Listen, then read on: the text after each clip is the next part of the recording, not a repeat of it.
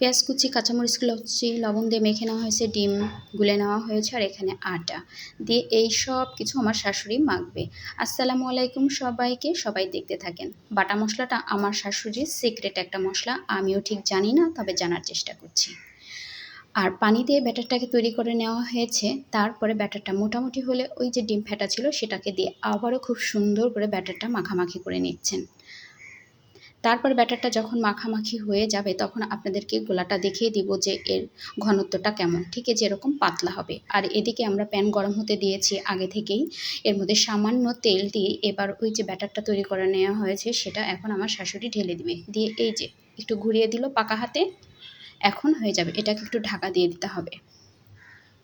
ঢাকা দিলেই 15-20 সেকেন্ডের মধ্যেই এই যে হয়ে যায়। এবার পিঠাটাকে উল্টিয়ে দিবে। তো উনি খুবই পারদর্শী। এই যে আপনাদের কাছ থেকে দেখিয়ে দিলাম, পিঠাটা আসলে খেতে অনেক মজা হয়। তো এটা আসলে গরম গরমই খাই, তো নিয়ে এসে আমি আমার স্যারকে দিলাম। স্যার তো খেতে খুব পছন্দই করে, কারণ এখানকার ছেলে, জয়পুরহাটের। তা এর মধ্যে আর একটা হয়ে গেছে, সেটাও নিয়ে এসে দিলাম যে খাও।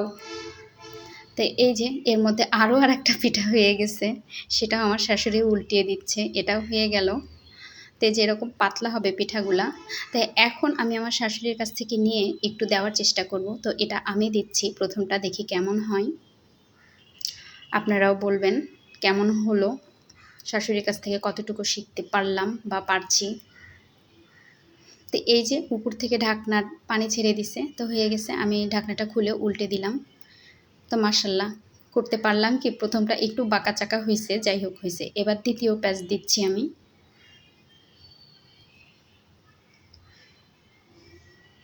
সব ছিদ্রগুলো বন্ধ করে দিলাম। এবার আমি এটাকে ঢাকনা দিয়ে ঢেকে দেব।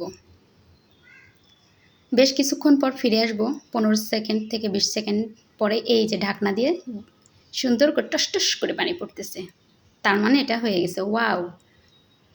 এই তো এবার এটাকে উল্টিয়ে দিলাম। তো এটা হয়ে গেছে। এই যে কেমন বানাতে পেরেছি আপনারা একটু প্লিজ বলবেন যে আমি বানাতে পেরেছি কিনা, শাশুড়ির কাছ থেকে শিখতে পারলাম কিনা। তো এর মধ্যে আমি আরেকটা দিয়ে দিলাম, দিয়ে এই যে এটাকে নিয়ে চলে আসলাম আপনাদেরকে দেখাবো বলে। তো এখানে 6-7টা নুন ঝালের পিঠা হয়েছে। এটা দিয়ে আসলে সকালের নাস্তা কিংবা বিকালের নাস্তা যেটাই আপনারা করতে চান না কেন হয়ে যাবে, এবং পরিবারও খুব মহা খুশি। এটার সাথে খেতে কিছুই লাগবে না, আর যদি কিছু দিয়ে খেতে চান খেতে পারেন। তবে আমার বাসাতে এখন কেউ কিছু দিয়েই খাবে না, এটা এমনিই উঠে যাবে, আর গরম গরম খেতে খুবই মজা। এই যে আমার